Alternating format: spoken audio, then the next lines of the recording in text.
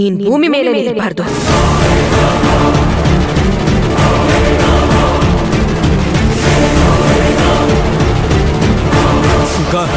ಅಕ್ಕ ಪ್ಲೀಸ್ ಅಕ್ಕ.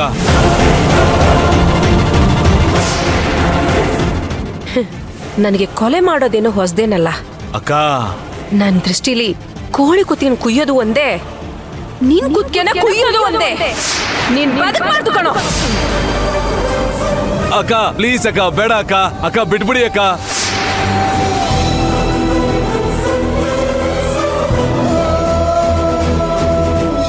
ನನ್ ಕೈಯಲ್ಲಿ ಸಾಯೋದಿಕ್ಕೆ ಯೋಗ್ಯತೆನೇ ಇಲ್ದಿರೋ ನೀನು. ಥು. ಏಯ್, ಕಣ್ ಮುಂದೆ ನಿಂತ್ಕೊಂಬೇಡ, ಹೋಗೋ. ಇನ್ನೊಂದ್ಸಲ ಏನಾದ್ರು ಈ ತರ ಮಾಡ್ದೆ ಸಾರಿ ಅಕ್ಕ. ಮಾತಾಡಲ್ಲ, ಇರಕ್ಕ. ಕುಯ್ದಾಕ್ಬಿಟ್ಟು ಹೋಗ್ತಾನೆ ಇರ್ತೀನಿ. ಸಾರಿ ಅಕ್ಕ. ಏ ಹೋಗ. ಆಯ್ತಕ್ಕ. ಏಯ್, ಸಾರಿ. ಛೀ.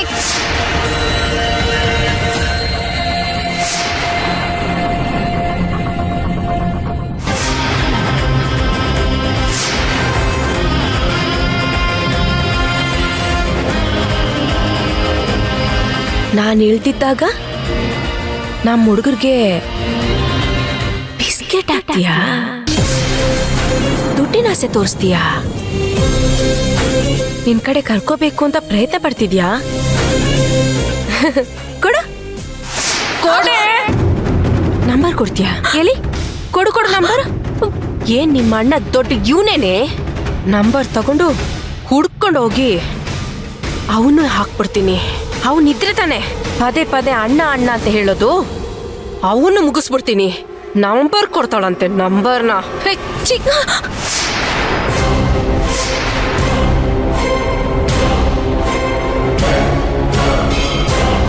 ಹುಷಾರ್, ಇನ್ನೊಂದ್ಸಲ ಏನಾದ್ರೂ ಈ ತರ ನಡೀತು ಗೊತ್ತಿಲ್ಲ, ನಾನೊಂಥರ ಮೆಂಟ್ಲಿದ್ದಂಗೆ. ಏನ್ ಬೇಕಾದ್ರೂ ಮಾಡ್ಬಿಡ್ತೀನಿ.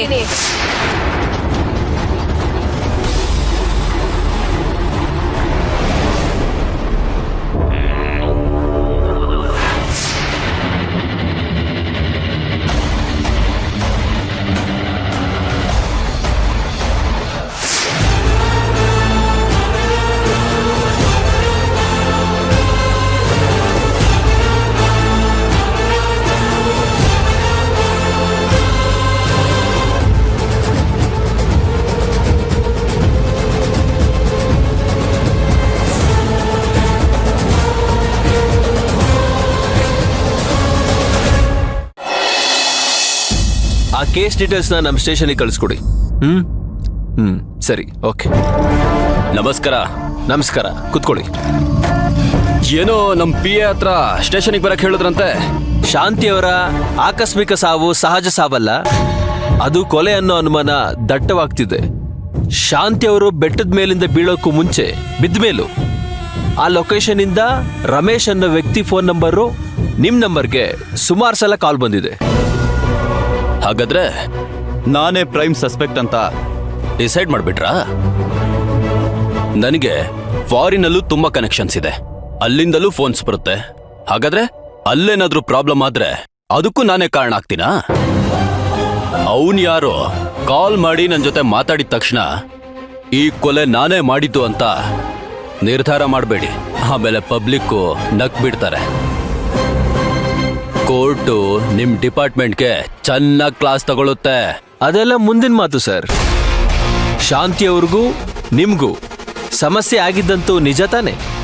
ಎಸ್, ಆಗಿದ್ದು ನಿಜ, ಅದು ಕ್ಲಿಯರ್ ಆಗಿದ್ದು ನಿಜ.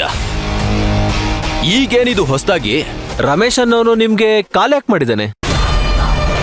ಅದು ಅಷ್ಟೊಂದ್ಸಲ ನನ್ನ ಹತ್ರ ಅಂತ ಸಾವಿರಾರು ಜನ ಕೆಲಸ ಮಾಡಿ ಹೋಗ್ತಾರೆ, ಅವ್ರನ್ನೆಲ್ಲ ನೆನ್ಪಿಟ್ಕೊಳಕ್ಕಾಗುತ್ತಾ?